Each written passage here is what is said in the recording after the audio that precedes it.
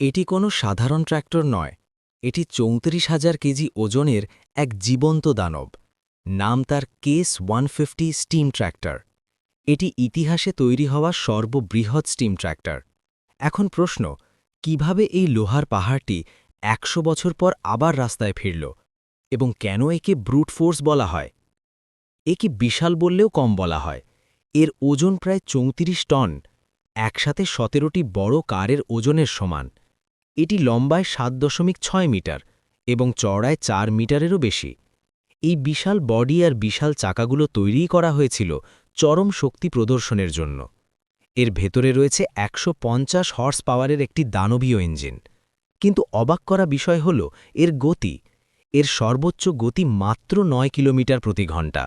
হ্যাঁ, একটি ছোট শিশু দৌড়ালে এর চেয়ে দ্রুত যেতে পারবে। কিন্তু গতি এই মেশিনের লক্ষ্য ছিল না। এর মূল শক্তি হল এর টর্ক। এর বিশাল বয়লারের ভেতর স্টিম প্রেসার যখন তৈরি হয়, তখন এটি পাহাড় সমান ওজনের কৃষি সরঞ্জাম অনায়াসে মাটির নিচ দিয়ে টেনে নিতে পারে। ইতিহাসের পাতায় এই মেশিনটি ছিল অত্যন্ত দুর্লভ। মাত্র ৯টি কেস 150 ট্র্যাক্টর কোনো এক সময় তৈরি করা হয়েছিল। কয়েক দশক ধরে এগুলো পৃথিবী থেকে একদম গায়েব হয়ে গিয়েছিল। মানুষ ভেবেছিল এই অধ্যায় শেষ।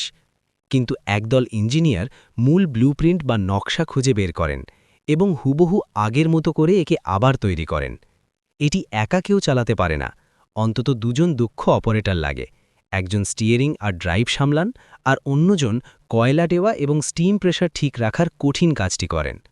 প্রচুর কয়লা আর জল সাবার করা এই মেশিনটি আধুনিক যুগে অকার্যকর হলেও এর আভিজাত্য কমেনি একটুও।